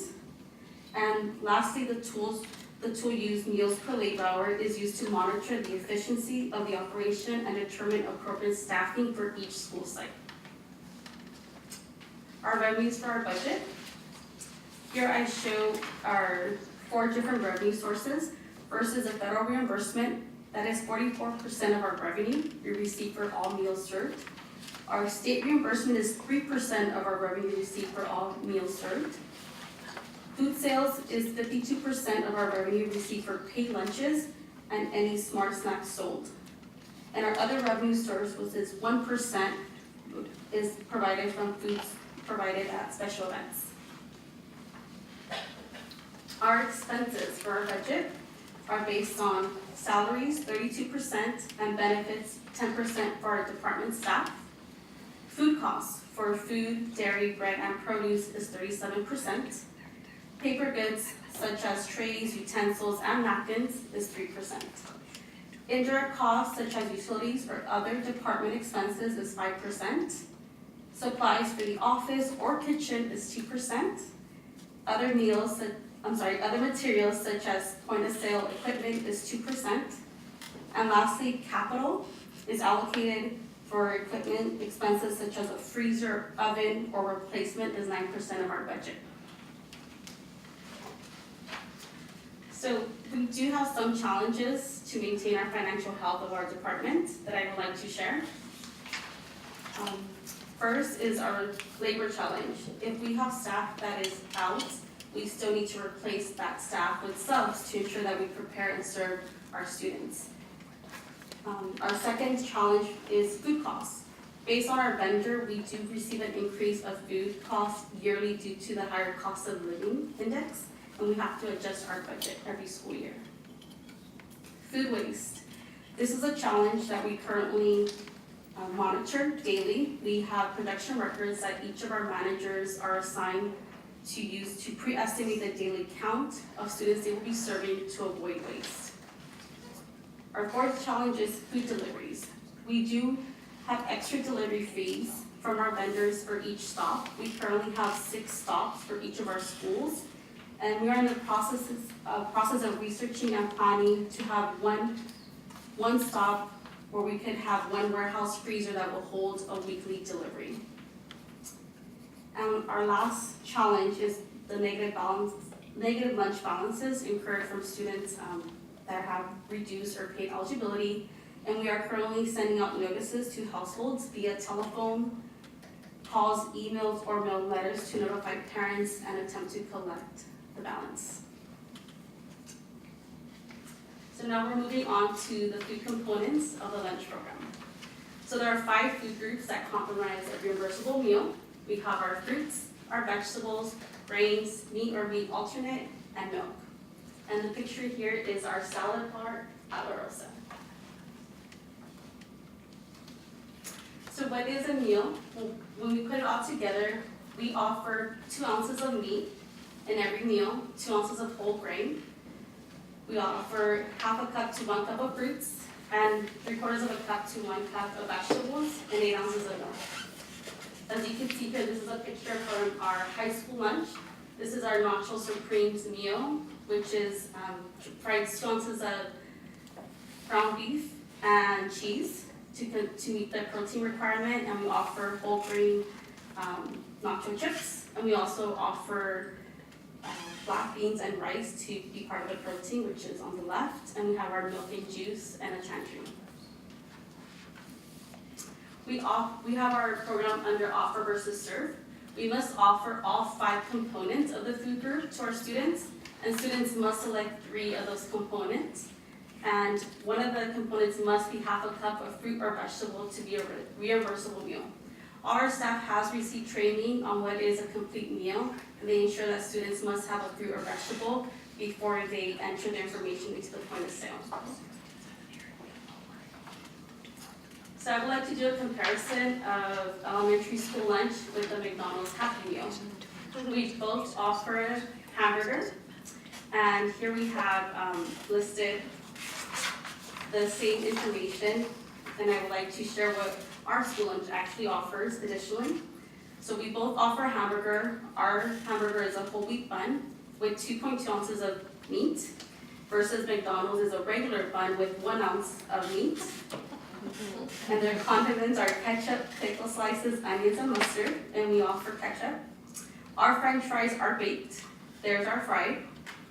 We offer sliced apples plus a salad bar with additional fruits or vegetables. McDonald's offers just apples. And we offer 8 ounces of milk and a juice also for 4 ounces. McDonald's only offers milk. As you can see here, the nutritional information, our calories are higher because we are offering more protein. And comparing prices, our price at the elementary sites is $3 for this complete meal, and the price for this Happy Meal is $4.49.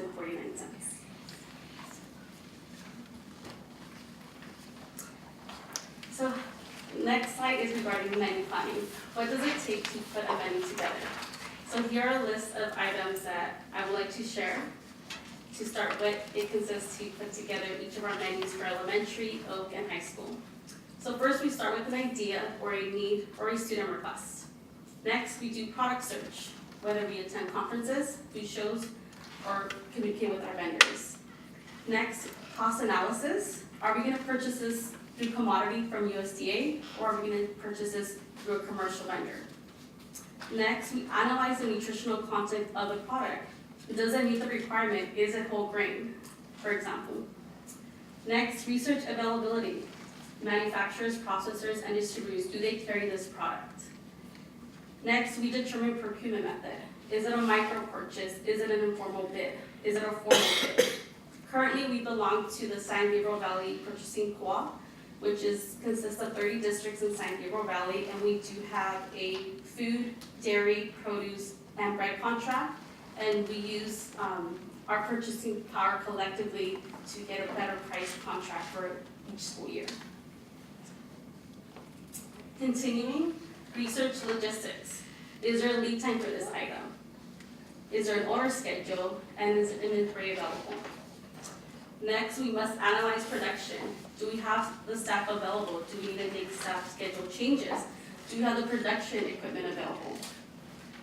Next, research delivery method. How are we gonna serve this meal? Is it prepackaged? Is it a grab and go item? Next is determine dates on menu, freshness, shelf life. And the last two items are post menu. The nutritional analysis. Does it meet the weekly requirement for calorie intake at all elementaries, middle, and high school? And one of the most important pieces is feedback. And do we need to improve the entree to meet the students' needs? We will now go over each menu. We'll start off with the elementary. So all of our elementary menus offer 4 entrees daily. And the setup is similar. Cloverleaf has 1 serving line, 1 salad bar, and 1 point of sale for all students that they serve. Emperor has 1 serving line and 1 point of sale. And currently, we are looking forward to researching and having a salad bar added. Last school year, there was a space issue in the cafeteria and it was limited. So therefore, we have our salad bar actually on the serving line. Salads are pre-cut and food is pre-cut for the students to take as a grab and go option. La Rosa, we have 1 serving line, 1 salad bar, and 1 point of sale. And at Longden, we have 1 serving line, 2 salad bars, and 2 point of sales. Longden is our largest elementary site that we have kids come through each line. So we want to ensure that the line is moving within that 15-minute period. So we offer 2 stations. Next is a picture of 2 of our lunch options at the elementary sites. We have the cheeseburger, baked fries, shredded lettuce, tomato, carrots, milk, and juice, and a tangerine. And on the right, we have our yogurt, string cheese, and granola meal with the tangerine, juice, and milk option. Next, our Oak menu. We currently have 4 lunch lines, and each have their own salad bar and own point of sale system. We have each window has its repeated menu every 2 weeks, so with their specialized windows. We have the Italian window, Mexican window, Asian window, and specialty window. And we have 1 window for smart snack line, where we sell beverages and snacks. And here are some pictures of the lunch options at Oak. We have our baked city pasta, which with a garlic toast, salad, looks like Caesar salad, juice, chocolate milk, and a brownie bite, and banana and raisins. The next entree is a yogurt parfait. We have salad and corn, and juice and milk. The Temple City High School and Dr. Doug Sears Learning Center menu. We have 4 windows and 1 salad bar and 1 point of sale for each window station. We have Italian, Mexican, Asian, and fusion. And each of these lines serve about 100 students a day. We have 2 cart lines outside of the lunch shelter. Each have their own salad bar and own point of sale system. And we have a noodle cart and barbecue station. And then we have 2 cafe lines for the cafeteria area with 2 salad bars and 2 point of sale systems. And the options there are specialty items, pasta, protein salads, or paninis. And we have 1 smart snack line point of sale for beverages and snacks. Here we have a picture to the left of our barbecue station at the high school. That's set up every day. That's one of our popular stations. We serve, I believe, over 125, 250 meals a day at this station. And to the right, we have a picture of our lunch station at the Dr. Doug Sears Learning Center. So next, I'd like to talk about our point of sale system, Mosaic. We use PIN numbers for each of our students to enter at the end of the line to record their sale. And one of the great features of this program is a menu option where cashiers can identify what is the entree the student is taking, and that is visible to parents online. And to us at the office, we could use this for pre-production to estimate what is the most popular item sold daily or weekly. And the data used in our software also helps us submit our monthly claims to the state for the meals served. And we also work with the student database ARIES to ensure we have the most updated information for students. For example, telephone numbers or address changes. We have daily imports into our database from ARIES. And My School Books and Mosaic also work together to receive online payments from parents. Here is a picture of our website. This is our Temple City Unified School District Food Services website. We have menus available. We have prepayment option information, nutrition information, policy information, and contact information. So the next part of my presentation, I would like to give some highlights of our department. So in the beginning of the school year, we attend each registration to give out information regarding lunch applications or prepayment options. This is a picture of our one of our elementary managers and office clerk. And the right picture is our staff from our November training. Again, we do provide 3 trainings a year during Staff Development Day. It's really important to make sure those days are reserved for us to provide training because throughout the school year, our staff is ensuring to provide lunches to our students. Our next highlight is a welcome back breakfast where we work together with our managers to provide a full breakfast menu. We had our French roll casserole, sausage, bacon, hash browns, and fresh fruit offered. We had water, juice, and coffee. Our managers prepared the food items at the high school kitchen, and they were served outside the lunch shelter with the help of district staff. So it was a great team effort. Our next highlight is our noodle cart at the high school. This is a new station that we offer this school year. We offer macaroni and cheese Mondays, pad thai Tuesdays, and we offer beef pho soup Wednesdays and Fridays, and then beef ramen soup Thursdays. So this was a really good idea that we brought together. We did offer beef pho soup the previous year just every day, so we got input from the students that they wanted to see other options on the station.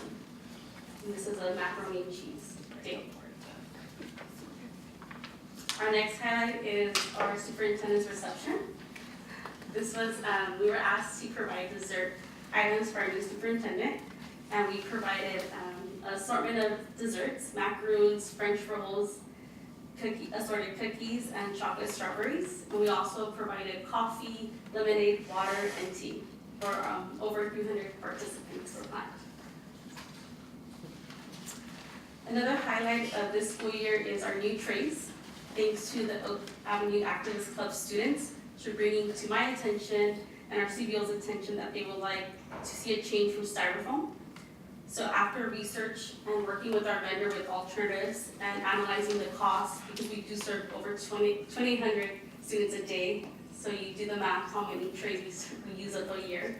So it was a great request, and after research we were able to switch trays actually in the middle of the school year, and we selected a 5-compartment rough molded fiber tray. Number 5 is just the number selected for the tray, and it's actually made out of recycled milk carton. And it was launched on April 22nd, 2019 at Oak, and as of today, all sites are using this alternative tray. And the next highlight is open house, where we get to show samples of our menu to parents and students. We have here a picture from Oak's open house to the left, and the middle is Longman, and to the right is Emperor. At Oaks, we had 5 samples. We had chicken Crispitos, pepperoni Bosco sticks, cheese pull parts, baked city, and teriyaki chicken with rice. The next slide is the Learning Center and Cloverleaf, and a sample of what we provide to parents when they come by our table to receive a sample. At the Learning Center, we had rotini pasta with meatballs, pepperoni Bosco sticks, and chicken wings with rice.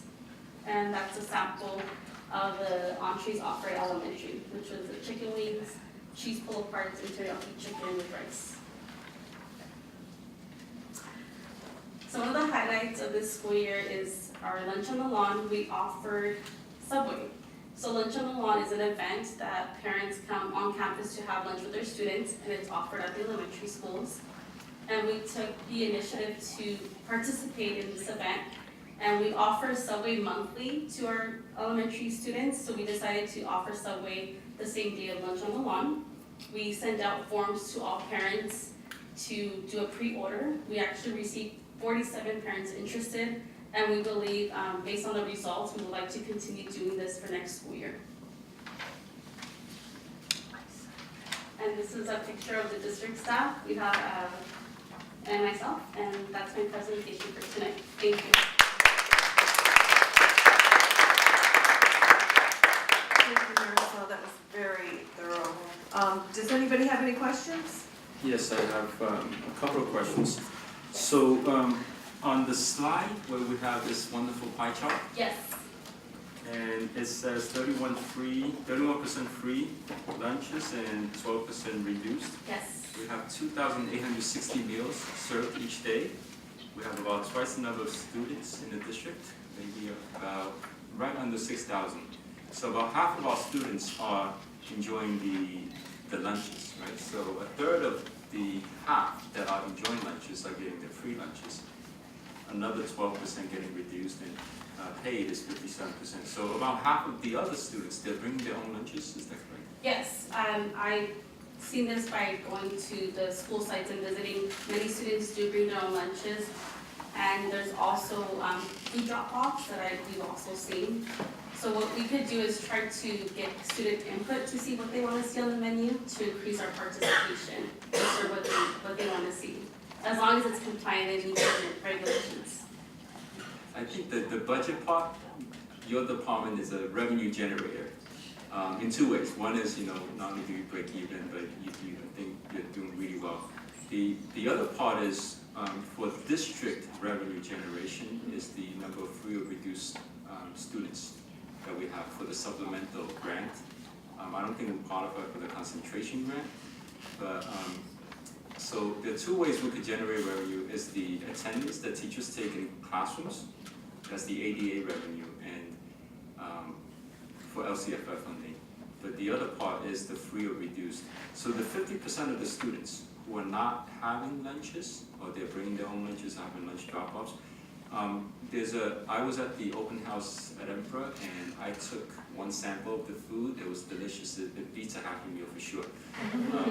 But I was thinking, do we have the back to school night events where maybe we could help families fill out this form and increase the number of free or reduced members.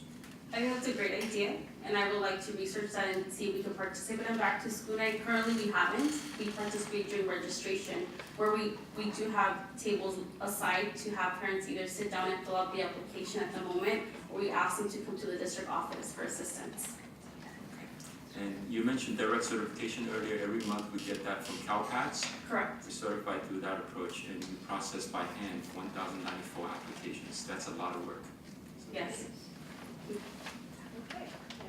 Yes. Yes. This is a positive cash center in a sense. Yes, we produce our revenue comes from our meals that we serve. Okay, and you only serve lunch?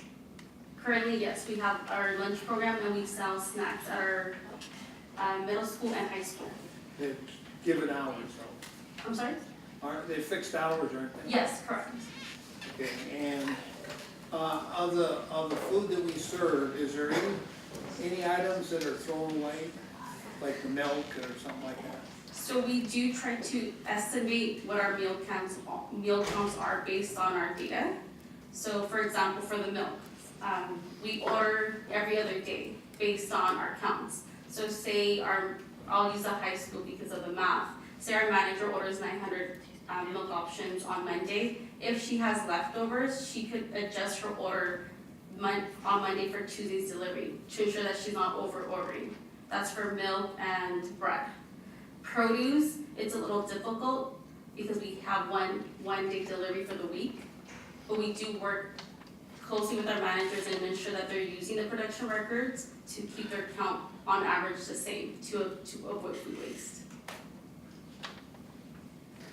And do we recycle any of this food or waste or? Currently, we do not because we keep our food waste under 5% of total production. What we do have at the elementary schools and middle school is something called a share table that we implemented last school year, where if students, I've seen this before, students will take, say, a bag of carrots or a tangerine, even milk and juice when they're on the serving line, and then when they get to the cafeteria and sit down to have lunch, they don't want that item. So we have a share table in the middle where they could come and drop off those packaged items, and other students that want more could help themselves. And usually what we observe at the end of the lunch, there's no leftovers. So once you put the food on the tray, is that food in a sense either eaten or waste, right? Yes. It can't be returned. No, not because of the potential with food temperatures and any risks associated with that after food is served. But if we have a packaged item, say for example carrots or milk, it is packaged, and the trays, we have trays in the share tables with ice sheets to keep the food cool. Does each of the schools have a percentage of overage for, they order so many meals, and then if somebody, like a board member attends the school and wants to eat there, would they take away from the students one meal or not? They should not, because we are only allowed to produce 5% over our count.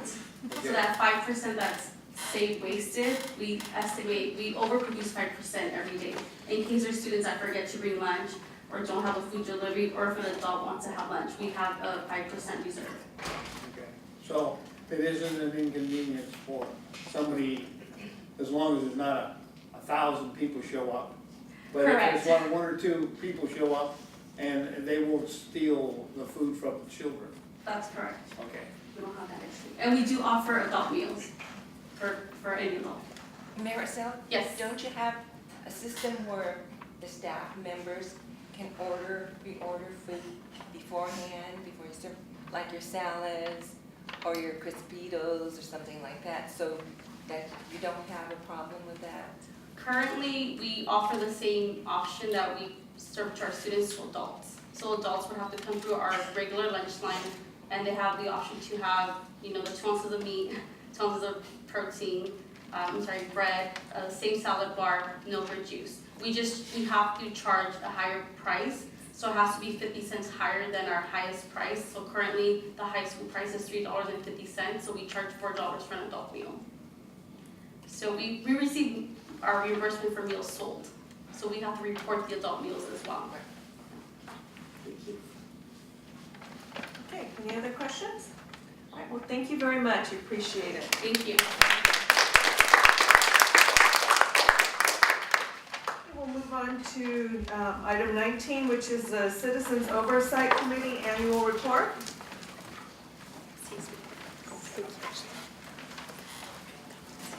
I didn't get a chance to eat dinner and all those pictures. I know. And I have to tell you, forgive me for going off subject first. My daughter transferred out of the school district, and the one thing that she complained was, oh my God, their food selection sucks. I miss the Temple City School District food. I see why. Good evening, board members, Superintendent Vicker, and guests. It is my pleasure to bring to you the annual report from the Measure S Citizens Oversight Committee. My name is Lucy Dill, and I'm the current chairperson of the committee. I would like to introduce the members of the committee who are present tonight. We have Ms. Gina Aparicio and Ms. Sherry Goen. The Measure S Citizens Oversight Committee conducted business meetings in accordance to our bylaws, which included budget updates and project status reports.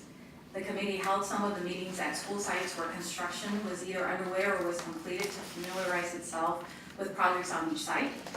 The Measure S Citizens Oversight Committee met on the following dates at these locations and toured relevant school sites after the meetings. On September 10, 2018, we were at Longden Elementary. December 10, 2018, we were back at Longden Elementary. March 11, 2019, our last trip to Longden Elementary.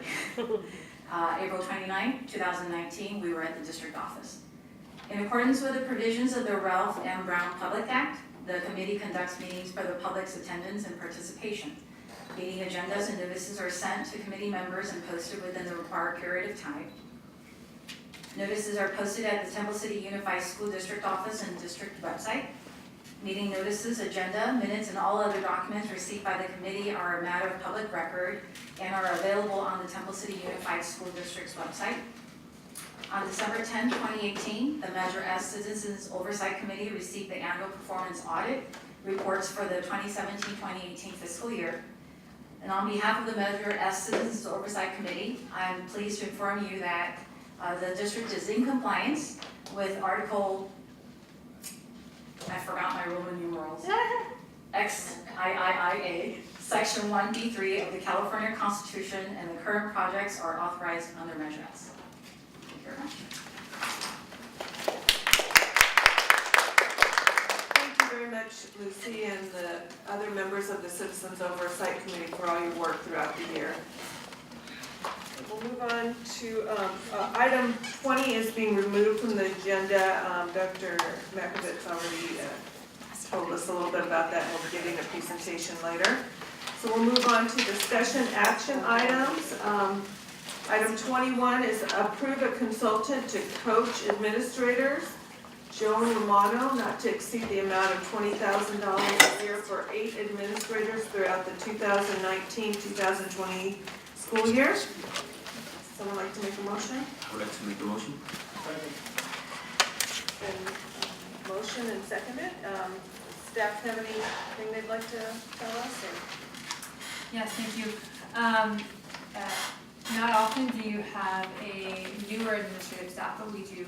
So we have many of our district directors and principals that will be coming into the district, and also assistant principals who are in either their first or second year in their position. So we feel that they have, it is necessary to have a person that they can go to, run things by, get great information, feedback from, which helps their development as they mature into their own role. So this is where the request is coming from. Any questions? To what extent can we tap into Title II for something like this? We can definitely tap into our professional development funds, things that are set aside specifically for professional development for administrators and or certificated staff, so yes. And this is a not to exceed amount, it's just a cap to what degree we'll utilize would be under the $20,000 line. Any other questions? Take a vote, all in favor? Aye. Aye. Okay, opposed, none, the motion carries. We'll move on to item number 22, is approve consultant Dr. Jim Scott to coach superintendent not to exceed the amount of $15,000 throughout the 2019-2020 school year. I would like to make the motion. Second. Motion by member Lynn, second by member Nollenberg, and anything you'd like to? This item would be very much in accordance with the same rationale as the last item, and just in cases of, certain circumstances that we've just had, it's very nice to run things by someone else and kind of get a separate set of minds or eyes on situations for myself as I'm in my very first year of a superintendent. And you know Mr. Scott? I do from Long Beach, yes. Any questions? All right, we'll take a vote. All in favor? Aye. Opposed? All right, motion carries 3-0. We'll move on to educational services, item 23A, which is approve the opening of the public hearing to discuss the ELA, ELD adoption, Tcusd through 6. So can I get a motion to open the public hearing? So moved. Second. We have a motion and a second. All in favor? Aye. Okay. So we are opening up the public hearing at 8:58. All right. Is there anyone, do you want I to can say comment. anything first and then we'll see if anyone wants We to? had the Wonders open for the public between 7:30 and 4. I would like to say thank you to Director Mercedes Gomez and I believe Director Michael. Also Williams went in and saved her for a few so she could grab lunch. We had no visitors. Oh, okay. But we did go through a long process. We had 2 pilots with a great representation of teachers from the elementary site. They piloted 2 vendors, Benchmark and Wonders, and then we took a vote. We did a debrief as a group, and Wonders inched out by just a little bit, and we would like to move forward with that adoption. Okay. Is there anyone who would like to speak to this? Okay, well then I'll entertain a motion to close the public hearing. So moved. Oh, am I doing that right? Yes. Close. Okay. I think I got an extra line here or something. Okay. Ken, you're moving to close the public hearing? Yes. Second. Second by member Lynn. All in favor? Aye. Okay. Then we'll move on to item 23C, which is approval of the ELA, ELD adoption Tcusd through 6. That we just had described to us. I would like to make the motion. Okay, I'll second it. motion by member Lynn, second by member Nollenberg. All in favor? Aye. Opposed? None? So motion carries 3-0. Next is the consent calendar. These are routine items that can be approved by one motion and one vote unless a member of the board or audience requests that any item be reviewed and voted upon separately. So would someone like to make a motion to approve the consent calendar? I would like to make the motion. Second. Motion by member Lynn, second by member Nollenberg. All in favor? Aye. Opposed? None? And motion carries 3-0. Next is board member comments or requests. Does the board have any more comments? I think I already does, huh? Go ahead, Eileen. So, at the past board meeting, Mr. Marston, who isn't here with us tonight, joked about getting donuts for the board since it was my last meeting, so I did get donuts. Aww. But it seems like there's enough for most people. Okay, we all get to partake. So that's it, it wasn't Oh. super important. Okay, we're almost finished. Everybody, before you leave, come up here and get a donut. Thank you, Eileen, for doing that. And the other one is, maybe we should consider as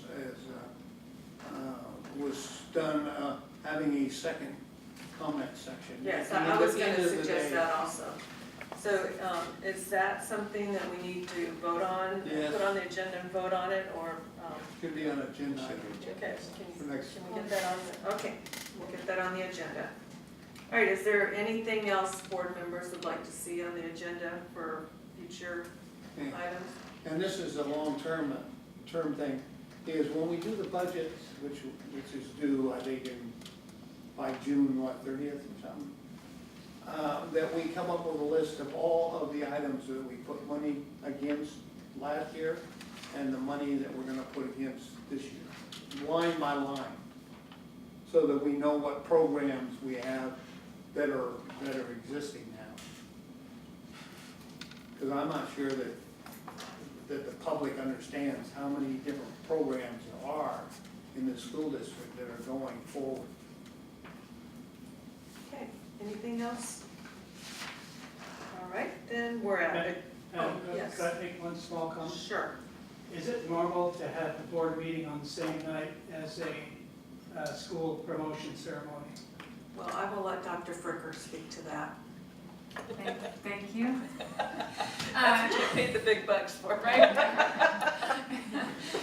No, it would not be ideal to have a board meeting on the same night as as any high school, or any elementary school promotion, or any other school major activity, where families would have to make a decision between attending a board meeting and/or attending a school function. This year, we were able to work with our principals in order to make a schedule for the upcoming school year so that there wouldn't be overlap between such events. And that scheduling is going on right now. We will then cross-reference that to make sure that the conflicts are not what they were this year. Even having two promotions on the same night is not ideal for our families. So we understand that, and we're making attempts to remedy that for next year. Thank you. And that also includes the open house, right? That includes all school events throughout the entire year, yes. Okay, so I'll entertain a motion to adjourn. So moved. Second. Motion by Member Oliver, second by Member Lynn. All in favor? Aye. All right, we're adjourned at 9:04.